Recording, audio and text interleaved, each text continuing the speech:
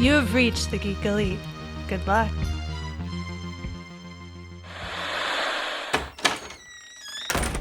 Hey. Oh, hey, Jeff. What's going on, guys? Oh, talking about Superman. Oh, cool. I could talk about Superman. I could talk some more about Superman. We know. I'll bet a few people would want to get in on this. I'm down. You know it. That sounds like fun. I'll do it. Cool, let's do it. We can call the show Men of Steel. And you can find it at certainpov.com. Or wherever you get your podcasts. Yay.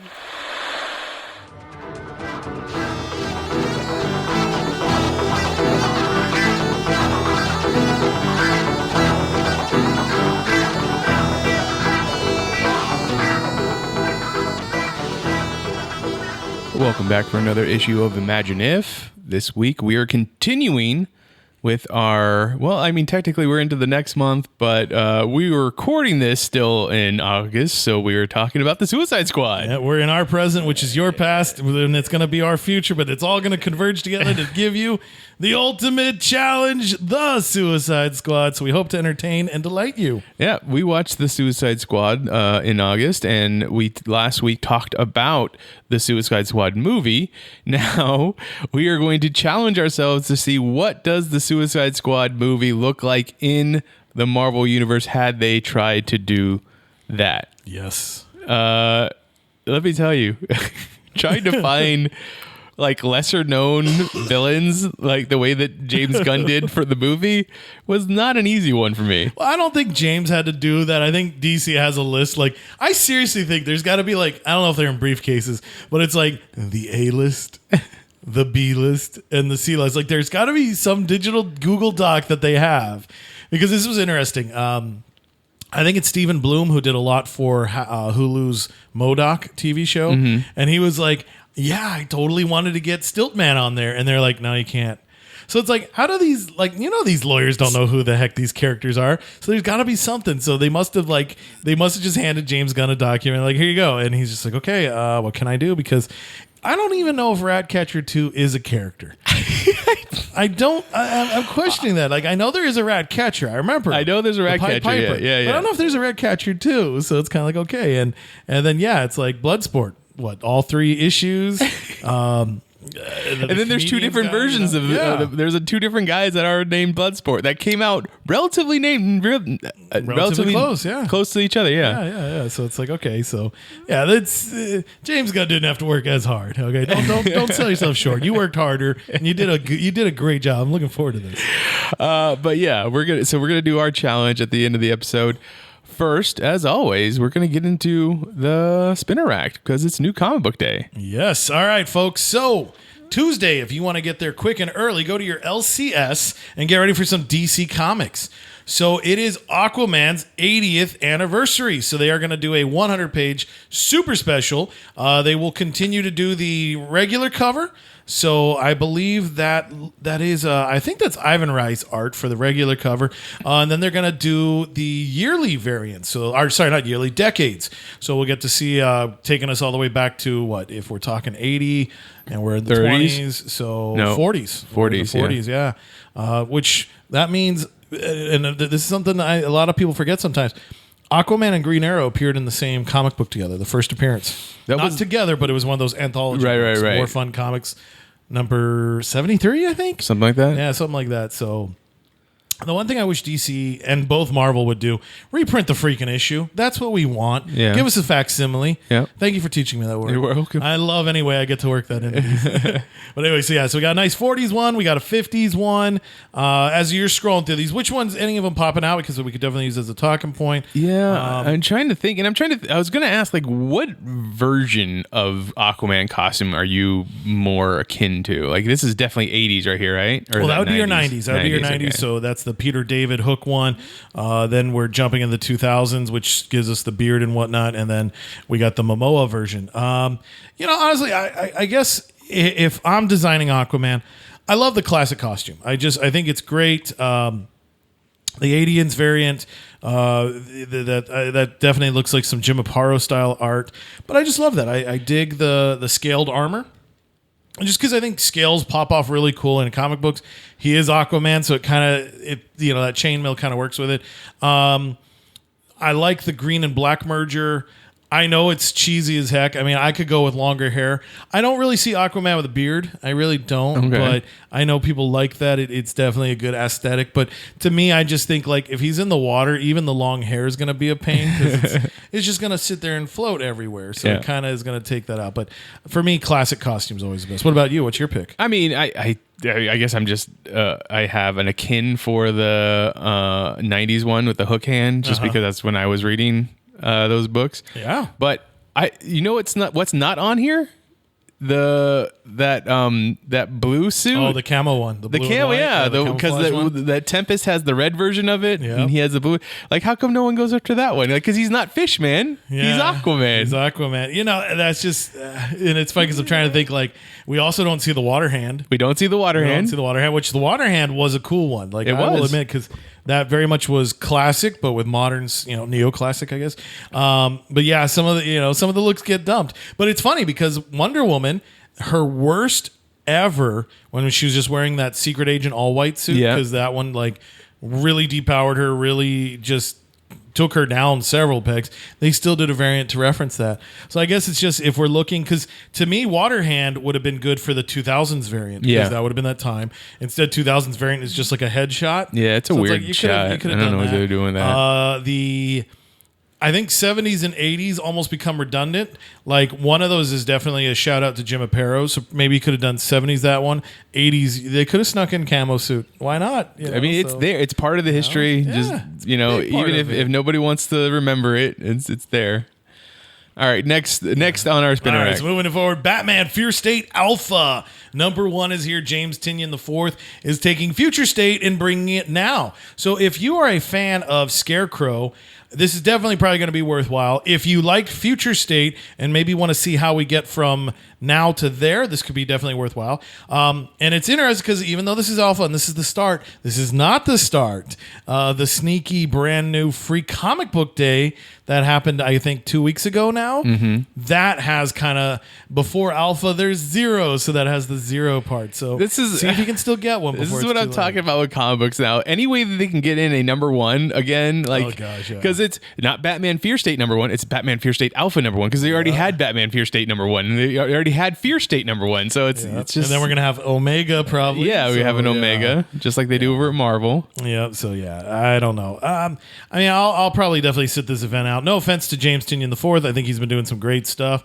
I'm just so out of touch with Batman anymore because as you look at these covers, you see all these brand new characters that they're putting in there, and I think that really screams to why he's choosing to leave DC, because it's like, well, it's kind of like what Todd McFarlane and all those guys went through. You create, but in the end, it's never yours. Hey, you know what? Create all these characters right now, because that's in 20, 30 years when they do another Suicide Squad, these are the characters they're going to be killing off. Yeah, it's true. I mean, it will find a way. So, yeah. Moving along, though, Batman Superman Volume 2 will get an annual, so from 2021. So, Jean Lane Yang and Paul, oh my gosh, Pelletier Francisco, they'll be teaming up. It's an interesting, for lack of a better term, I guess a yin yang would sound more family friendly. But you're going to have a front side Batman cover, which will then have a flip side Superman cover, which will be upside down, thus putting Superman, Batman in the yin yang position there. It's all, and the artist is Paul Pelletier Francisco Francaviel. Well, no, Francisco Francavilla is another. Oh, that's two different people? Yeah. So it's Paul Pelletier is one artist. So you're going to have two. And if I remember correctly, I think this one's going to be like, I think they might be playing with the idea it's the same story from Batman's point of view and then from Superman's point of view. Oh, okay. If I think about that. So, yeah. So there's definitely that. And then you've got your... I hope that's a big book. It should be for an annual. Right. And especially at that price point. But nowadays, comics are expensive. Oh, I know. I think, $3.99 is the standard. So, yeah. So then you have the variant cover by Francisco Francavilla. So Batman and Superman being pulled together and as they reach for each other lovingly. But anyways, yes, that series is going to be canceled soon. So definitely, if you're enjoying it, enjoy these past couple issues. Harley Quinn will be getting her own 2021 annual as well. So Stephanie Phillips and David LaFuente will be teaming up. And it looks like this is either going to be, I remember something was talking about, this is either the profiling issue because I think that's what Harley's going to be bringing to the Batman family, or this might just be her revisiting experiences with various Batman characters. But that variant cover, that is definitely some slick-looking art that's going to be there. I want to say that looks like Art Germ, but I don't think that is his. I don't know. Yeah. Infinite Frontier number 5 is out. Dude, this book is what's making me like DC. Like, because right now, DC Comics stands for Batman. That's just it. It's all Batman. And Infinite Frontier is finally exploring the idea that, okay, if we just had this big event where we said everything counts, 40s Batmans, 50s Batmans, and all that stuff. So, like, we have a multiverse, we have an omniverse, we have a linear verse, but we have yet to discuss what these things mean. At least Infinite Frontier, Josh Williamson is doing an awesome job of exploring that stuff. This is going to be the real dark side. So that's going to be very interesting. What does that mean?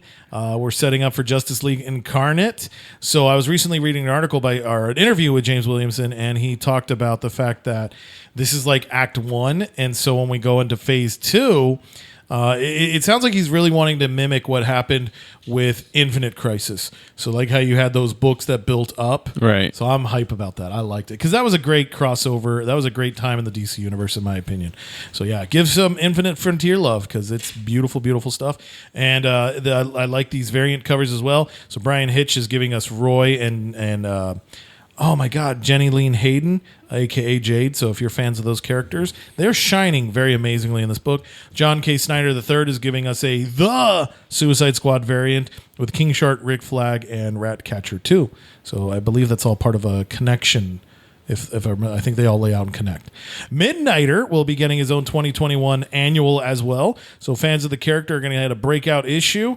What's going to happen? It'll be very interesting to see because they are definitely trying to work Midnighter and Apollo and that crew of characters. They're Wildstorm, right? They were Wildstorm. They were part of the Authority.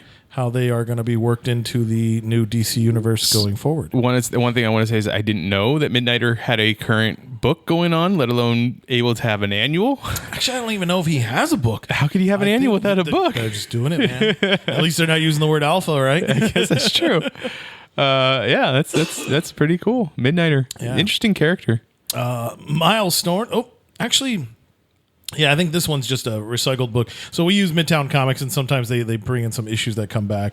So they're selling some of their variants that didn't sell the first time, so they're remarketing as well. So August is August normally the annuals month? Because we've already had like 4 annuals in this. It kind of seems like it this year. It kind of seems like they're just putting Or I guess out a technically lot of that's stuff. September. It'd be the second day.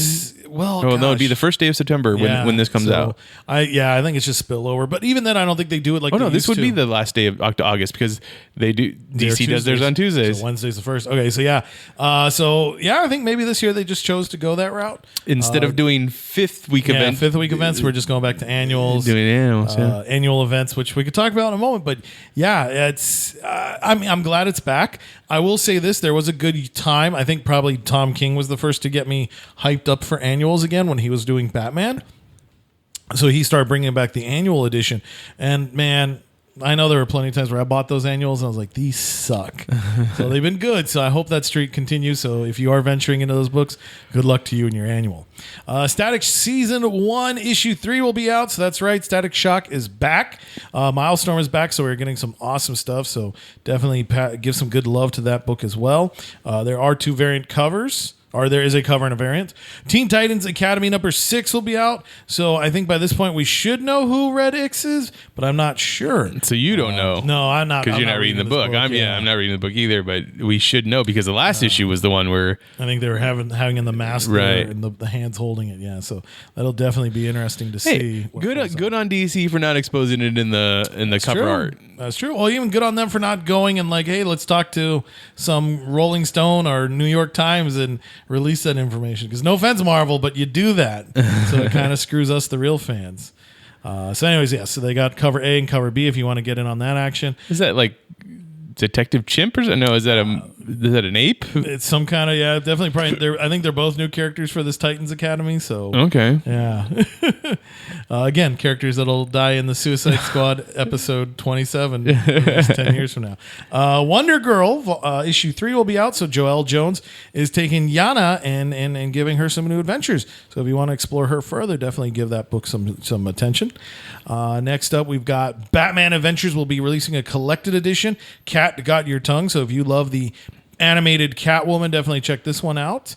I love that cover pose. Batman 0 Year is getting a trade paperback edition. So if you loved Year 1, then get ready for 0 Year, because that's the 52 origin of Batman when he had his dirt bike and sleevelessness. New 52. New 52. Okay. They said what could and couldn't count, so Year 1 didn't, even though it did. Yeah. Preacher, the 25th anniversary collection, will be releasing Omnibus Volume 2. So if you want to see what really happened in Preacher in the comics, definitely check it out. You know, I still haven't watched the last episode of the series. Like, wow. I liked it. I liked it immensely. The series was great, but I don't know. Slipped through the cracks. I haven't. It's just saved on my DVR. I just haven't gotten around to watch it. I mean, like I said, I liked it, and I don't know if it's like I don't want to watch the last episode just because it means it's over kind of thing, or if it's just like it just didn't grip me enough to be like I need to go back. We're gonna do some word association. No, but yeah, it's probably that. It's that I don't want to let go because then it's gone. Yeah, maybe. Yeah, we know what you're getting for Christmas. All right, so Swamp Thing New Roots will be released. So if you want to get some, I think these were 90s adventures of Swamp Thing, definitely check that out. There's a lot of eras of them. So that's going to be your DC collection. And then come back on Wednesday for the rest of your independent comics and your Marvel comics. So from Marvel, we'll go ahead and see Avengers issue 48. So Jason Aaron has given us the new Winter Guard, and here we see the Winter Hulk. So she is very physique, red-skinned blonde hair. I'm curious, is that Jennifer Walters or is that an entirely new character? I mean, they wouldn't change her hair color, would they? They shouldn't, because I think she's always been a brunette. What's the proper word for brown hair? Because brunette's when it's dark black, right? No, I think brown hair is brunette. Can fall in there? I don't know. I have no idea. Well, I know she's always had brown hair, and then when she hulks out, it's green. Goes green. Yeah. You know? So I guess when she goes red, it could go blonde. Yeah, maybe it would make sense too. But then again, Red Hulk loses his mustache when he hulks out. So yeah, there you go. Yeah. We caught you on that one, Jeff Loeb. All right, but anyway, so yes, so there's some action going on there. Captain Marvel issue 32 will be going on, and keep an eye on the Captain Marvel book. So here we get to see Captain Marvel fight. I believe this is Star. Yeah. So that's going to be really interesting. But we're getting ready for this. Last of the Marvels. I understand that Star is a Infinity Stone made person, right? I believe so. But is she like just mimicked herself after Captain Marvel, Carol Danvers? Like her whole look in this cover right here is like very much like an opposite version, right? Yeah, I think that's probably the appeal towards it.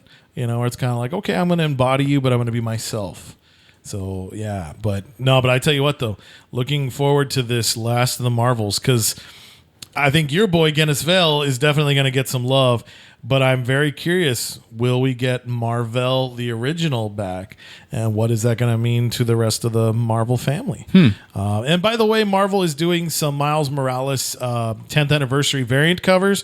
So definitely check that out. You get a little bit of a taste of his new costume. He wasn't created in 2011, was he? So maybe it's the 20-year anniversary. No, because he wouldn't have been 2001. So maybe it is. Wow. Yeah. I feel like he's been around longer than that, but 2001 is when the Ultimate Universe happened. Yeah, so maybe it was 10 years they killed off Peter Parker and then created Miles Morales. Yeah, Bendis. Yeah. Well, he's definitely he had better time then than he's having at DC right now. Yeah, sorry, buddy. Let's see. Dark Ages #1 is finally here. I am hyped for this one. So I love this cover. What is this book? So it's basically Tom Taylor's going to screw over the Marvel Universe somehow. Now, is this in canon or is this like Marvel this is Zombies or something? Yeah, it'll be its own world. So not this last comic book day, so I guess last year's free comic book day, inside the free comic book day for X-Men, they had their first preview for Dark Ages. So in it, we see Iron Man, being all Iron Man-y and flying in the sky. All of a sudden, boom, the power goes out. A plane is falling. He's falling. He winds up crashing into the plane, losing his left leg from the knee down, and he's just trying to assemble the Avengers, be like, Steve, you got to handle it. Assemble. And either dies or blacks out from the pain. In this book, we get to see, and the opening is so it's very interesting. So it's kind of fun because you have Peter and MJ and their daughter May. They're having a family night with it's May. Juke, with Jessica and Luke and Danielle, their daughter. So the four of them are all getting together, and then bam, whatever happens. So the spiders feel it, and we just see them all cringing in pain. You see Miles, you see Gwen, you see Pete, you see May, all of them reacting. So this is gonna I feel like with them calling the Dark Ages, and with there being a lot of gears and electronics in the background, I feel like it's a massive EMP that hits the electronics and superpowers. So it's going to be very, very interesting. We've seen in cover art for future issues. So it looks like Miles is going to go and approach a symbiote for power. So we're going to see him in that regard, and what's going to happen to the rest of them. So if you liked Deceased, I think this is a book. I mean, Tom Taylor apparently just is the guy. Oh, he is the man, because he gets character. Okay.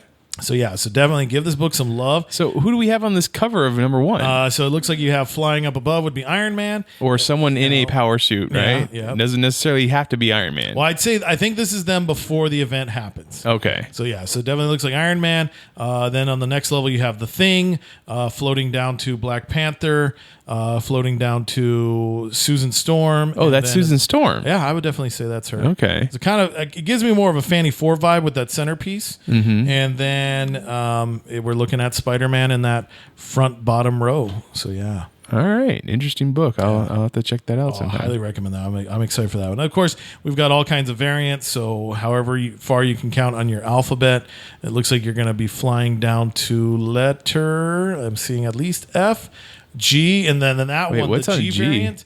So this is some kind of celestial. I think it's a new one. I think it's a okay. specific one created for this. It looks like he's wearing a tie. Now that you say that, I can't unsee. But I think he's the one responsible for what's going to happen. So that okay. might be the judgment he chooses to pass. How will you do without your electronics and superpowers? So as we've all seen, that's a good dating tip. See how somebody reacts when the internet goes slow. That's what this Celestial's doing to us. All right, Demon Days, Cursed Web number 1 will be out. So Peach Momoko is definitely exploring more of the Demon Days story arc that she's got going. And again, these beautiful covers. I like to call it soft art. I don't mean that in a mean way. It just seems so it's beautiful stuff. So I'm curious. I think maybe this is hinting at Gwen. I think that's what my eye is telling me to look towards with the pinkness inside the hood. Mm-hmm. So I definitely would see it there. So there's definitely some great stuff if you've been collecting those issues, and quite a few variant covers as well. Looks like Mystique has something to do with it. Yeah, I think Mystique's going to be a big player in this one. Is that? No, I would definitely say that's Mystique. Because Okay. the little skull there at the end of the knife. Oh, okay. Probably X-23, I'm thinking in one of those variants as well. So yeah, they're we're quite all a the way bit. down to G, H, I. So I love how they can recycle their variant covers. Yeah. We won't put our art on, or our lettering on there. We'll call it virgin art. There you go. K. We went all the way to All K. okay, so if you count your alphabet. Let's see. Hellions number 15 will be out. So there's definitely some crazy stuff going on in Krakoa. Or I guess Mars, because Krakoa, the X-Men have taken one giant leap. They renamed the planet Mars. I forget what it's called, but that's their big thing. So... But we have the Death of Scarlet Witch going on. So that takes us to the Trial of Magneto. Way of X has brought Onslaught back. So that's going to be a crazy front. And then we're going to get ready for Inferno, which is going to be Hickman's swan song for the moment from X-Men stuff. So all the books play very well with each other. So what will Hellions be providing with this dark team of X-Men mutant characters? So it'll be interesting to see what happens. Then we've got, let's see here, Last Annihilation. will be tying into a special book, Wiccan and Hulkling #1. So Last Annihilation is currently happening in the Guardians of the Galaxy book, which tied off into Sword and recently the new Cable annual. So how is this going to affect Wiccan and Hulkling? Which is really cool because so Hulkling is now the official king of the Skrulls and the Kree. And he's uniting both. And so basically those two home planets are being attacked at the same time. And this is a cool strategy because obviously he can't just protect one of the planets because then that's going to show favoritism towards his people. So basically we know, I think Hulkling stayed and protected the Kree planet, and then Wiccan went and is protecting the Skrull planet right now. So they're separated. They just got married. Could this be dangerous for them?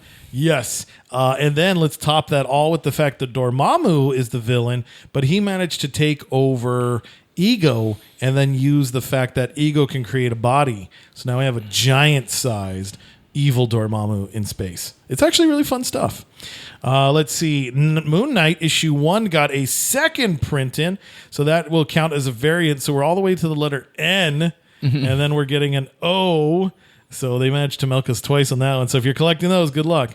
New Mutants issue 21 will be out as well. So again, more to find out what's happening on the what's going on with the mutants. So it definitely looks like it's going to be tying into the Shadow King. So that could be very interesting.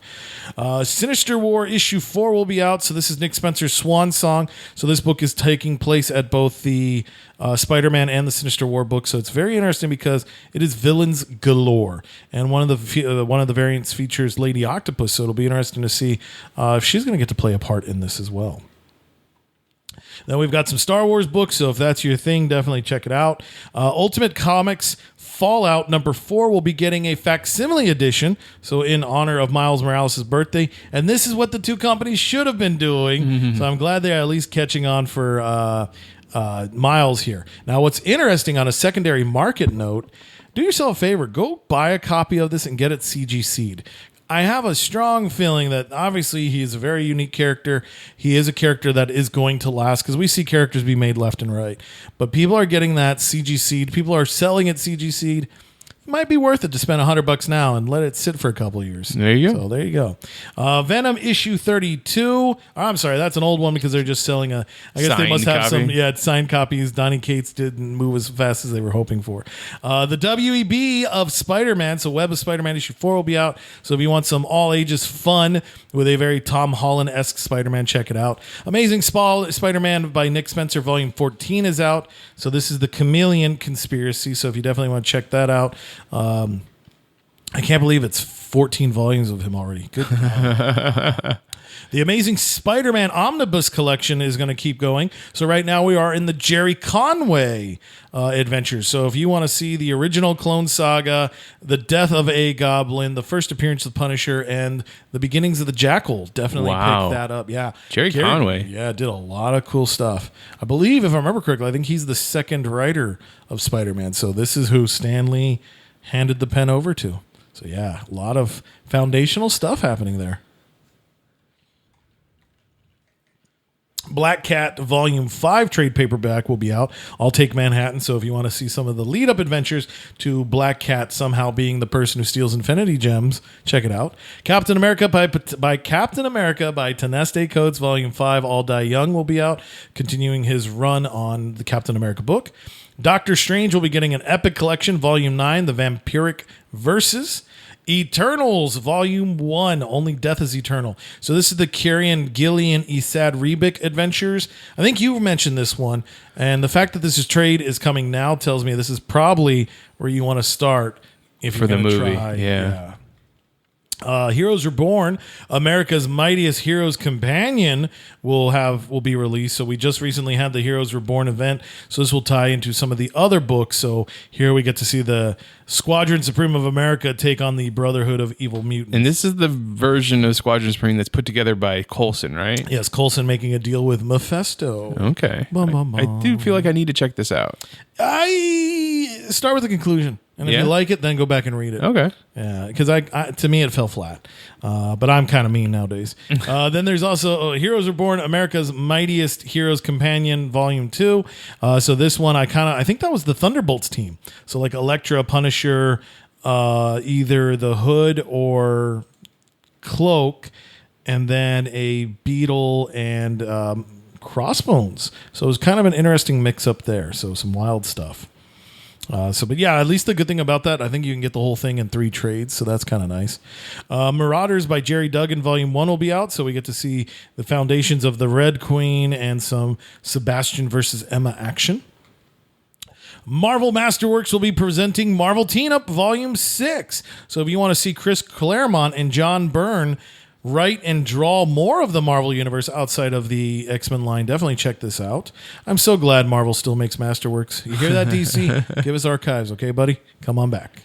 And let's see. I think if we've got... so Thor and Loki Double Trouble. So if you watched Loki and you want that Brotherhood adventure, then definitely check that out for fun. And hey, what if's out there? So what if the original Marvel series will be getting an omnibus edition? So I think this is like the first 20 or 25 issues, and you can choose the classic one to issue 1, or you could get the Jane Foster Thor, or you could choose the Stan Lee as Mr. Fantastic, Flo Weinstein as the Invisible Woman, Jack King Kirby as the Thing, and gosh darn it, I forget who the Human Torch is in that group. But yeah, what if the Marvel Jim Shooter? I don't know. He should have been there, Rick Jones. Yeah, and speaking of Jack King Kirby, you brought this to my attention. Our last Saturday was his 104th birthday. That's right. So the King is still rocking it. So great stuff there. Wolverine by Ben Percy, Volume 2 will be out. So again, this continues the new adventures of Wolverine wherever the hell he wants to be, whether it's Krakoa or not. So because that's Wolverine's power. He can be everywhere. Yep.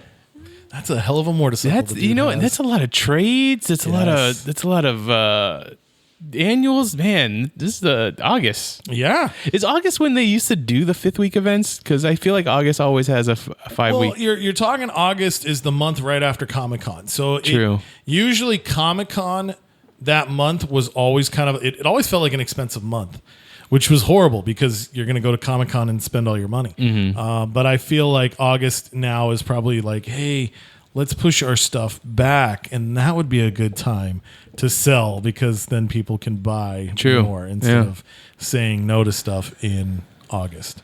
So we're going to get into a little bit of news, but before we get into that, I want to say congratulations to Chris first for getting his snippet from a trade, from a story onto a trade. Yes. Yeah. Thank you. Thank you. Yeah. So I fight viciously to make sure I get to do the Daredevil reviews over at AIPT Comics. And I was my editor notified me, so Marvel gave me the cover quote. I wish they would have expanded on it because it's like, what is it? It's just, this is a historic run. It's like, let me tell you. It says something like, this is top tier Daredevil or something like that. Isn't that what you said? I think it just says this is a historic run. I thought I must have been misremembering it. It could have been one of my other ones though, because I think I think the last time I made it to the back cover. But now I got the front cover, so that nice Daredevil Elektra cover, and then there's my quote in the upper left. I do miss the days when they would say the actual names. Now it's just the company name. Yeah, I noticed that too. I was like, that's kind of lame. But hey, it's still your words. Yeah, it definitely helps. I'm super proud. I know, there is a lot of love on the social media side of things. So my reviews, DC loves to pick up my stuff. I've seen it on promotional material. I've seen it retweeted. Marvel and the creators, they love to take that and spin it out as well. So that was a great pull in the Saturday mail to open up that and see that trade. So that was really cool. So thank you. Yeah. I need to get off my butt and write a letter so I could finally be in a letters page, but that's pretty cool too, to make those cover quotes. So there you go. Other news that we wanted to talk about. They announced in the Berlanti-verse on television, Armageddon is going to be turned into a crossover event for Flash. 5-episode event, and it's going to go... I don't know if it's going to be all 5 episodes of The Flash or it's going to go into the other shows, but they are going to have characters from the other shows. Like Batwoman's going to be there. Ray Palmer's returning? Yeah, right. Brandon Well, Routh. Brandon Routh's going to be returning. I didn't know if he's going to be returning as Ray Palmer or not. Well, I think it's been listed, but yeah, maybe there's hope that we'll get another Superman. out Maybe of it, it's another which would be Superman, cool. but yeah, Brandon Routh is supposed to come back, which is very interesting because the way they wrote him out of Legends of Tomorrow, he was very upset about that. So Yeah, it didn't seem like it was good, but I kind of feel like I think he's good with Greg Berlanti. not so much. necessarily the studio, if that makes sense. That could, I mean, that could definitely be it. That could definitely be it. Like, obviously, CW just didn't want to pay for his quote anymore. He's got other work. He's going to be the voice of a Magic the Gathering character for Netflix's animated Magic the Gathering TV series. Okay. So there's that. Yeah, but super excited to see him come back. Yeah. So yeah, Armageddon. What do you know? What can you tell us about the Armageddon series in the comic book side? All right, so way back in the day, let's go back in our Wave Rider and ride the wave back to 1991. That's right, the late era of the 20th century. That's scary when you say that. To 1991, DC Comics in their annuals decided to do Armageddon 2001 because that would have been 10 years in the future. So the premise is in the year 2001, everybody lives in just, in not necessarily slavery, but it's like there is just no hope anymore because there's only Monarch, and Monarch watches everybody. So it's think police, and everything just is awful. There is no more freedom, and most importantly, there is no more heroes. Nothing is good. You are safe. You are fed. You can have your job, and you can do all that stuff, but there's no active imagination and whatnot. So anyways, there's a guy by the name of Matthew Ryder. And, he sneaks down and he goes to those stores and he's like, hey, man, I want to watch a video reel of a superhero. What do you got? Oh, man, I got some Superman, So he winds up getting busted. And what's interesting is he has 2 children and a wife. I believe his daughter, she's one of the Monarch police. I think his son also works for the Monarch in some capacity. So, of course, they're talking like, yeah, there's still rebels out there. We're trying to bust them. And Dad's one of them. So at one point, he's just sick and tired of it, and he goes to one of the Monarch statues, and he starts yelling and complaining. He gets arrested, and so they decide to make a deal with him, and they're like, okay, fine. The only way Monarch could be defeated was through time travel. So time travel doesn't exist yet, so they use him as the guinea pig, and he winds up getting sent back to 1991 with a mission. But kind of like it happened with Bishop, he can't remember what that mission was. So a little bit of it comes back to him. He knows he has to find the Monarch. So he's been transformed into the Wave Rider, which is also the ship's name on Legends of Tomorrow. Correct. And so we get all that happening in Armageddon 2001 issue 1. So then it farms out to all the different annuals. So we would get multiple Batman, multiple Superman variants. He would go to Lobo, whatever book was being published at the time. And then it all culminates back to Armageddon 2001 issue 2. And it's an interesting story because it got spoiled, so I'll save some of that in case we talk about it in the future. But anyways, we discover who the hero was that went rogue and became the Monarch and basically killed all the superheroes and enslaved the future. Luckily, he is stopped, and it wasn't so lucky when we found out who the character was because it affected characters and a book, and those characters were not seen for probably close to like 13 years. Wow. Yeah, huge stuff, huge impact. It's a great story. I love it. I think there's a lot of potential. Tackle it like Jeff Johns would. Let's do some wild stuff. It changed characters. Luckily, those characters have been brought back into the DC universe and they get to shine like they used to. I do find it interesting. So it's fine because it was Armageddon 2001, and then so you have that 2-issue annual, and then it tied in all the annuals of the year. Then they did a 4-issue Armageddon: The Alien Agenda. That one's just a loose sequel. I don't know why they called it the Alien Agenda.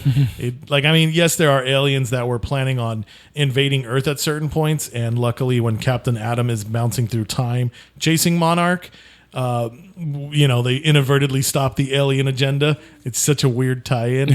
And then the next time we see it is Armageddon Inferno, which has no reason to tie into it. It's just they were like, hey, let's use that brand appeal.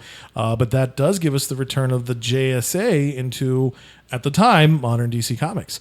So I think it's like 12 annuals, a 2-issue series, and then those 2 4-parters. So you could probably go get the whole collection for, 20 to 30 some bucks. Do it. It's a fun time in my opinion, but it is very dated. It is very dated. But anyways, what I was going to bring up, it's interesting that they're just calling it Armageddon.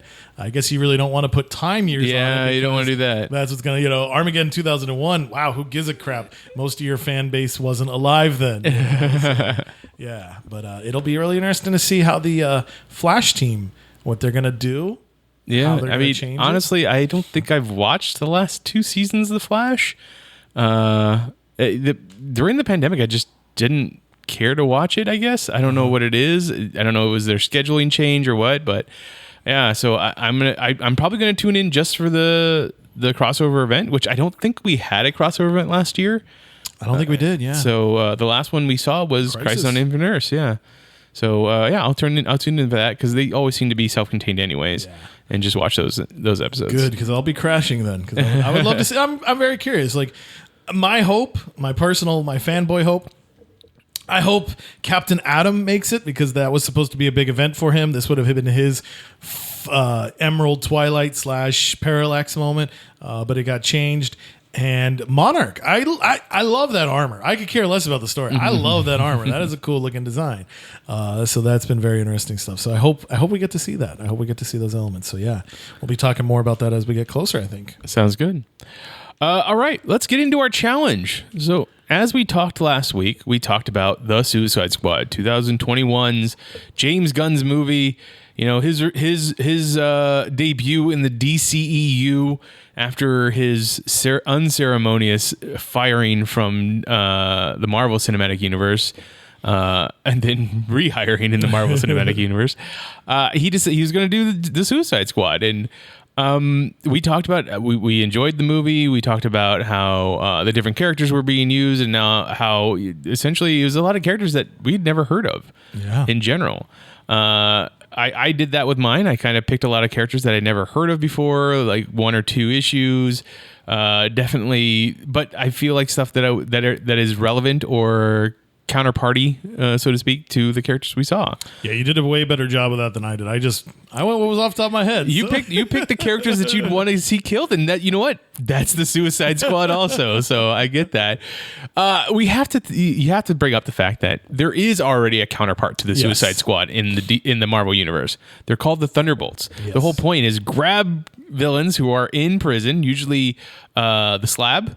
I think. Yeah. Well, from all over the Raft, all the different Slab. The Raft, the but Slab. Yeah, I think Slab is their main one. And then take them and put them on a team, put them on a mission. If they die, they die. No big deal. Otherwise, they get to take some years off of their sentence. Yep. But I did my best not to make a Thunderbolts team, so to speak. I do have one Thunderbolt on my team, though. That's okay. I think she makes a lot of sense in the proposal. No, that pick, such a good one. That's the character why I would watch your film.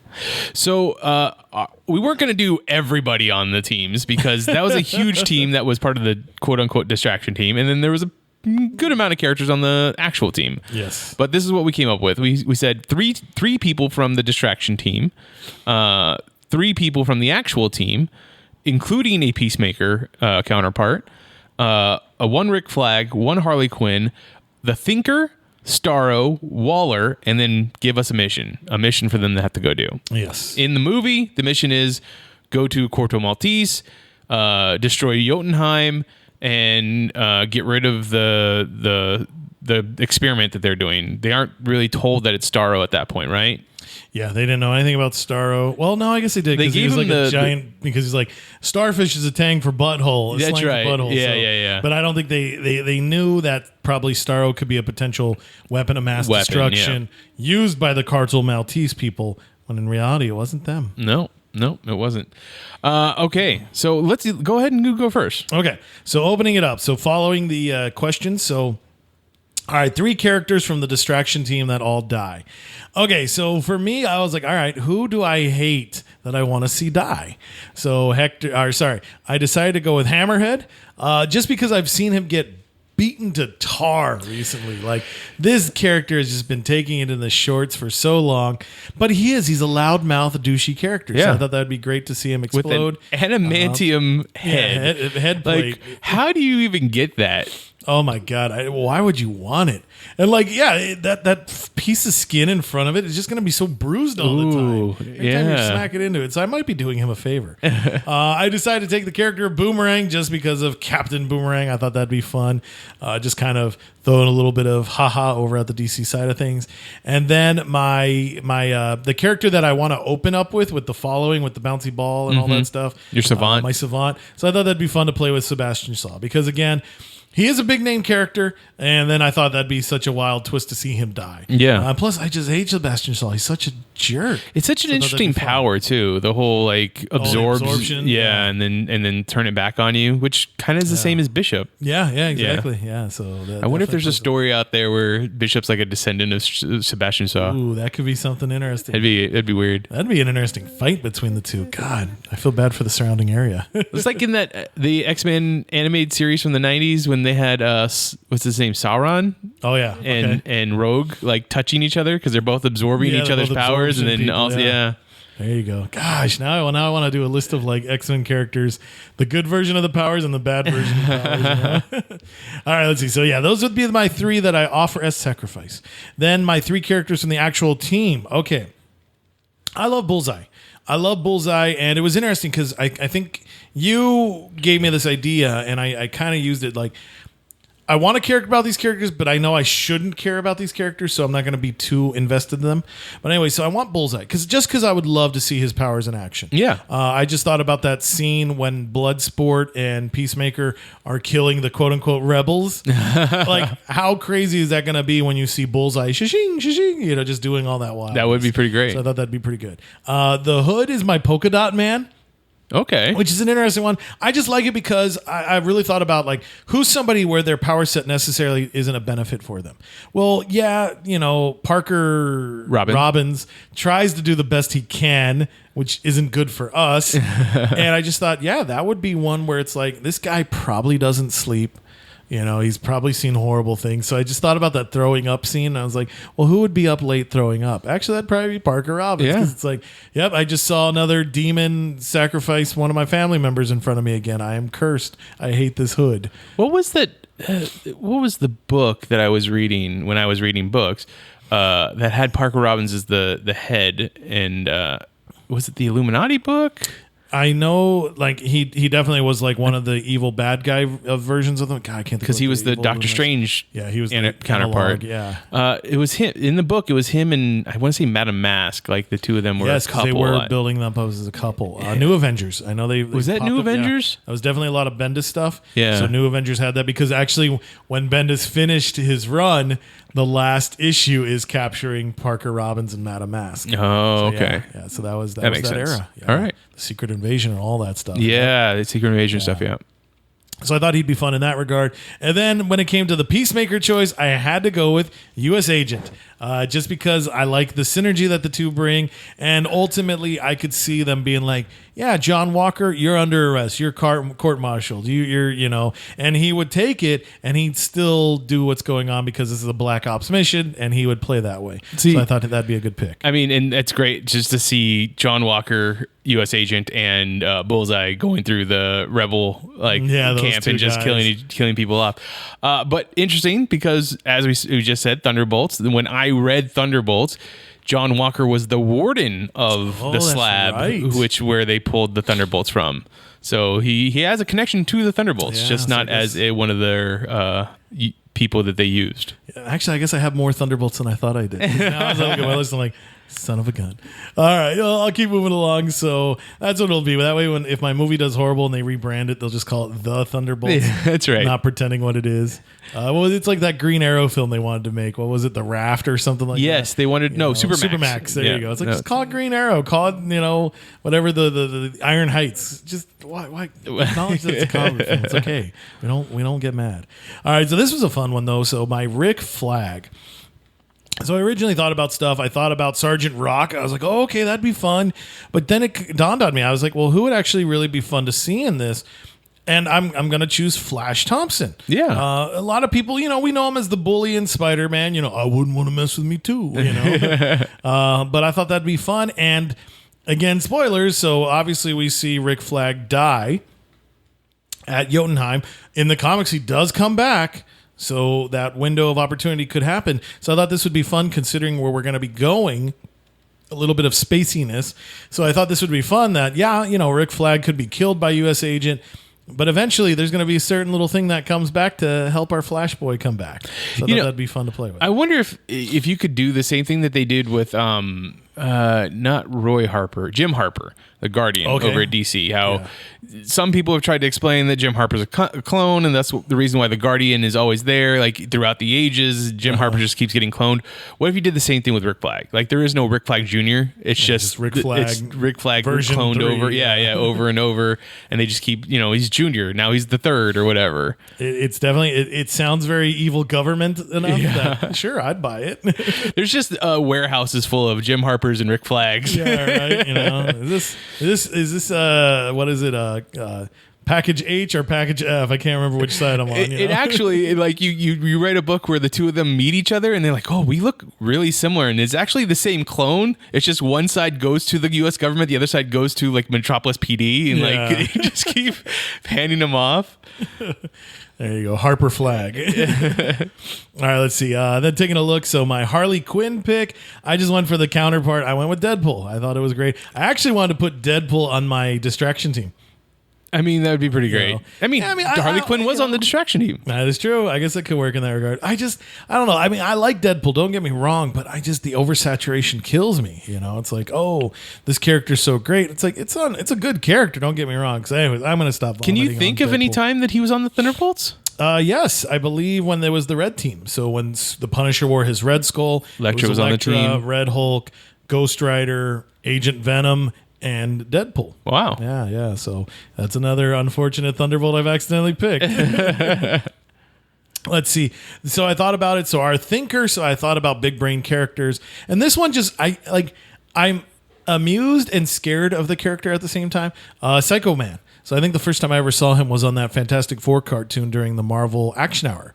Scared the poop out of me, dude. Like just the thought process behind him. He's such a sick, twisted being, because I don't think he's even human. So I thought he'd be great because when we get to our Starro, aka for my situation, Annihilus. So I thought Annihilus would be great because I wanted that otherworldly conqueror. Now, yes, I don't get the Gaijin line, like, oh my God. Not Gaijin. Or, Kaiju. Kaiju. I don't get the Kaiju line, but Annihilus is a creepy looking mofo, so I thought that would be great. My Waller, and who's a government agent we all love to hate, Henry Gyrick. So, it's just the one you want to hit. You want to break those glasses. Who's the character that Martin Freeman plays? The one that's in Black Panther and was in Civil War? Was it Civil War? Yeah. British Jim. Yes. I don't know. But he's playing an American agent, CIA agent or something like that, right? Yeah. But he has... Sitwell? No, Sitwell not was Sitwell. the bad guy. That was Jasper. But he has roots in the comic books, right? His character I think nowadays, yes. Oh, or really? Maybe he did have roots. Like it's kind of the same thing where it's like because I think originally when they said they were casting him as a CIA agent, I thought he was going to be playing Henry Gyrick, but he ended up not being Gyrick. Yeah. Oh God, now that's bugging me. Yeah, I think it is one of those ones. Like it's almost like a Jimmy Woo, where it's like, hey, this is a character they kind of pop up every now and then, right? And so it's like, okay, let's go with it. It would have been Pete Wisdom would have been a cool pick for that, and that could have been his. Some people were saying that's what Rob Delaney's character in Deadpool 2 was supposed to be, was Pete Wisdom. His name was Peter, but I don't think they ever said his name was Wisdom. Same thing with isn't Gyrick also like Sabretooth's dad or Sabretooth's kid or something? Creed, that's right. The politician is the one that turns out to be like, yeah, you're the son of Sabretooth. It's like, no, because I hate mutants. I'm part of the Friends of Humanity. And it's like, well, yeah, that's why you hate mutants, because your dad's the ultimate jerk. So, yeah. But didn't they look alike? Doesn't Henry Gyrick and Creed look alike? Depending on the art, yeah. Sometimes they get drawn very, very similar. They got that flat top and just that and the glasses, bland vanilla look to them. Yeah, okay. Yeah, but yes, Henry Gyrick. Like, I feel like he pops up in Avengers books all often, and I guess who would have been his counterpart in the DC? It's part of the Wahaha JLA, right? Like, didn't they have a? I'm sure they've had government liaison. Nobody's coming to mind. Like, I mean, there's always been somebody like when they did JLA International, Like maybe a Max Lord. Maybe you could argue that Max Lord kinda. before they really turned him villainous with that power upgrade. Right. But I just love the fact that too, though, as you mentioned, Henry Gyrick, like for me, he always started off in the X-Men because I saw him in the X-Men cartoon. Right. Then you'd see him in the Avengers book, and he even made it to the X-Men movie. So you're like, okay, this guy, like Wait, who was he in the movie? he was the one that I think she killed him with the feet when Mystique takes the helicopter. Oh, yeah, okay. she killed him and then she impersonated him. Oh, okay. That was Henry Gyrick. Yep, that was Henry Gyrick. They even named him. They were like, oh, Agent Gyrick missing or found dead. Cool. So yeah, so he had a brief moment. Yeah, he's universal enough. That's what's cool is that he's all over the place. And, and like we were talking about before we started recording, it's like they have good intentions, but their means are horrible. Right. Him and Waller are the same. They're not bad guys because they're doing what the thing for the betterment, the better good, so to speak. Right. But they're douches. They're assholes, and they don't care who they kill to get the mission done. Yep, exactly. So it's like, there you go. So yeah, so I figured that'd be the good handler to set up this situation. He's the person who could sleep at night knowing that these horrible things are happening. Anybody else just might be like, but he'd be like, I'm good. I don't need to drink a warm glass of milk. I'm all right, So now what is our mission? Okay, so in the negative zone, we saw the 42. So that was the prison built by the superheroes and the Initiative to house characters that just weren't going to cut it. So, of course, the government's going to make their own version, 43 or whatever. So they're going to have theirs. And inside it, they've been running it like a Guantanamo Bay. So that's where people go where they're extracting information. So that's why I picked Psycho Man, because I figured he'd be good enough with his power set to like either put you in intense fear, intense happiness, or intense anger to get information out of you. So ultimately, this superhero squad or this villainous squad, whatever we want to call them, they're going to be sent to go take the prison back because they've been hearing that it's housing Annihilus and it's been taken over by the Psycho Man. So they're like, okay, fine. So we're going to go in there. We're going to do this. So Flash Thompson leads this crew over there, this motley crew, and they go. But then it turns out, as we find out, that basically Psycho Man has captured Annihilus. And he is using that to influence Annihilus to create his own bug army. So this way they could have swarm-style invasions on enemy countries of the United States of America. There you go. So it's like, oh no. So that's where, of course, we'll have the big fight between U.S. Agent and Flash Thompson. U.S. Agent is going to sure enough stab him, and then maybe my Flash Flash Thompson line, he'll just look at him and be like, I don't know, you always had anger issues. I don't know. Some would have, calling, or maybe that's the joke is Flash a bully is calling him a bully. I don't know. And so he'll die. And of course we're going to be sad, but I'm going to open the door. You're going to see this little white symbiote swim out and go towards Flash Thompson when everybody's running away as they try to evacuate. I like that. That'll set up for a potential sequel. And then basically they managed to put Psycho Man down, but now all these characters have to take Annihilus and stop this prison portal, shut it down before it comes to Earth. So I thought that'd be a fun little play on stuff. All right. So that's what I'm shooting. There you go. Your Task Force M, so to speak. I like that. Yeah, Task Force M for murder. All right. So my three people that I picked from the distraction team: Blackguard, Savant, and Javelin. My Blackguard is going to be Killjoy, a villain from Deathlock. Yeah. I don't know him either. Neither do you. That's okay. That's the point. That's the point. He's just going to come up and say, hey, I'm here. I'm the one that called ahead and said, we did some, we're coming. So I'm going to be on your side, and then get shot up. Paladin. This is a character that made his debut in Daredevil. So he is a mercenary. He's done a lot of on the good side, but he's also done a lot on the bad side. It's literally whoever's going to pay him to do whatever. Yep. So that's going to be my Savant, who, like we saw at the beginning of the movie, like Savant was very much into doing the mission for Waller. Like he's a villain, but he's like, no, let's do it.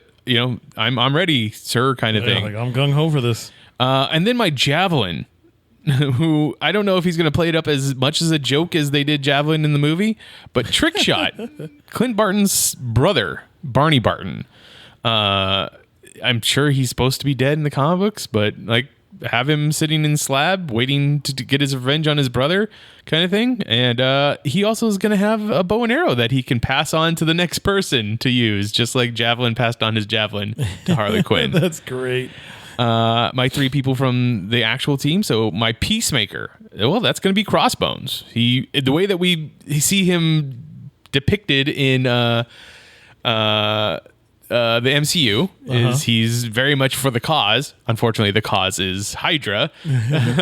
But the way that I see him depicted lately in comic books is he's the same way. He's like, I could have been Captain America. I could have been the next super soldier, but like my stuff went different kind of thing. Yeah. So he's a bad guy. My Polka Dot Man. Do you know anything about this character? He's a Spider-Man villain named Typeface.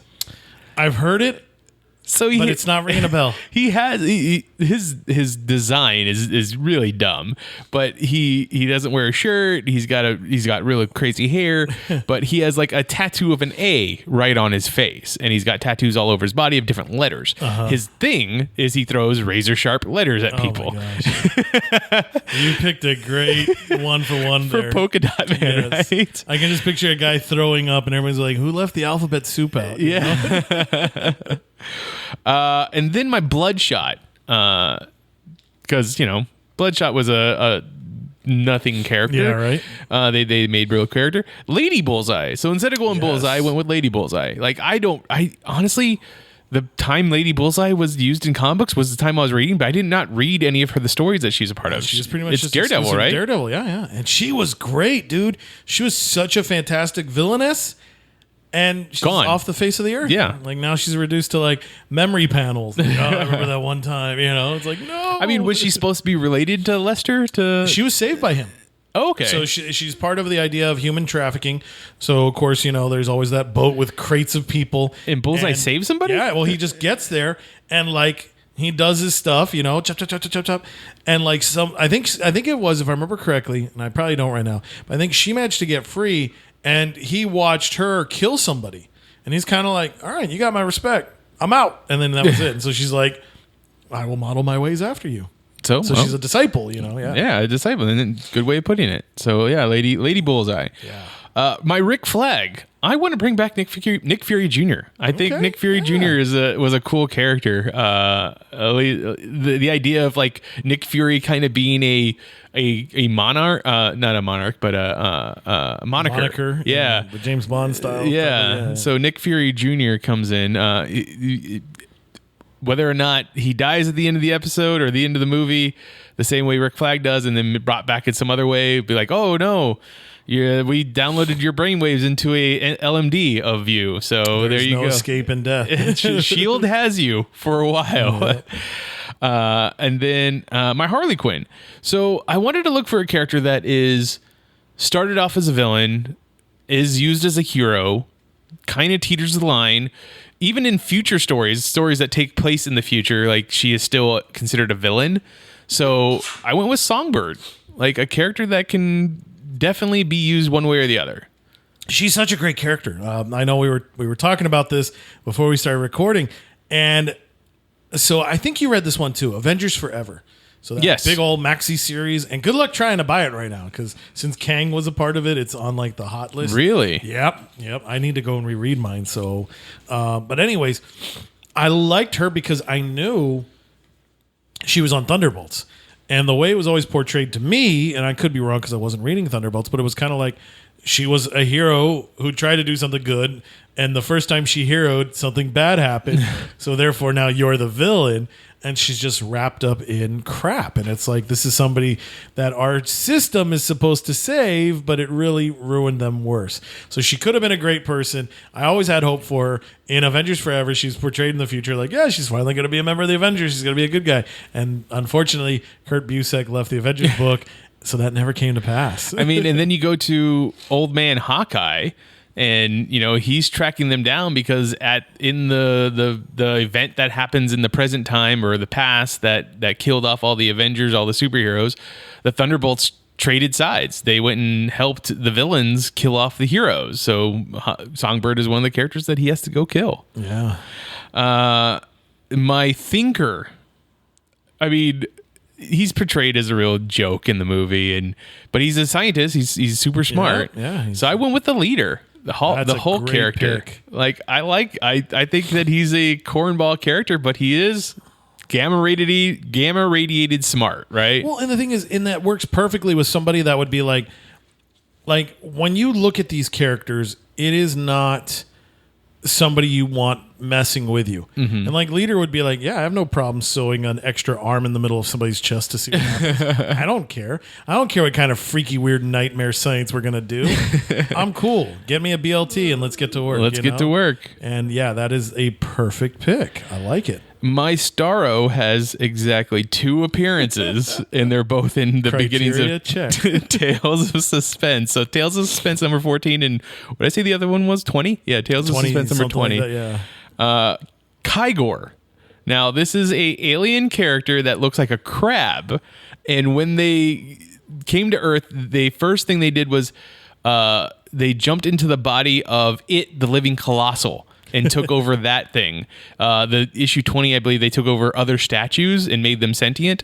So, like, the idea, this thing, they communicate through telepathy and stuff like that. So it's very similar to Starro. Yeah. And they take over bodies. So the U.S. government and this is my the Corto Maltese is going to be Madripoor, which we now know a lot more about because of Falcon and Winter Soldier. That's such a great pick. The U.S. government is doing experiments on Kygor so that they can take over the bodies of not X-Men, but mutants, because mutants are the problem, right? Yeah. So they have a thing to go against them.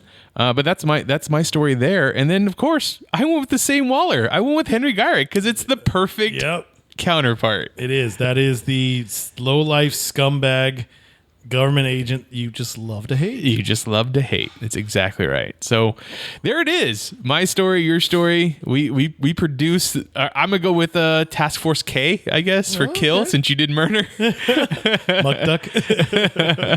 But yeah, we didn't get any king sharks in there for either one of us. But it's okay. That's where you farm more of the Atlas, you know. Yeah. That was Groot. Groot was an Atlas character. He predates the Marvel Universe. He is a Stan Lee creation. So, you know, the one that you've got, that probably could fit that role. Yeah. You know, a nihilist, sure, I'll do that. He'll just talk funny. I'm a nihilist, so we're a mustache. There we go. And we still got your love. We just need the awesome soundtracks. We do. You need a couple. Let's see. I don't know what decade that he went with for the Suicide Squad. I know he said that I didn't really do much for music this time around. Like, he didn't plan out the songs first. He didn't. I know we got Folsom Prison Blues for the beginning. That's a good one. Yeah. That's the Johnny Cash vibe. Plus, it was huge because Wrath of Man used it for their trailer as well. True. So I think that was kind of probably more the studio being like, hey, you're going to do this one. But God, the December song, Sucker's Prayer. And then we also got that one. These Are the People Who Died. Yep. Yeah. Yeah, that's a fun one. That's always a great one to play. Which makes sense for the Suicide Squad. Yep, right? exactly. So there you go. There's our stories. We hope you enjoyed them. We hope they live up to James Gunn's Suicide Squad, the Suicide Squad. Yep. And hope you return for next month when I think we're going to be talking about Shang-Chi. Yeah, we're going to be talking a lot. There's a lot coming.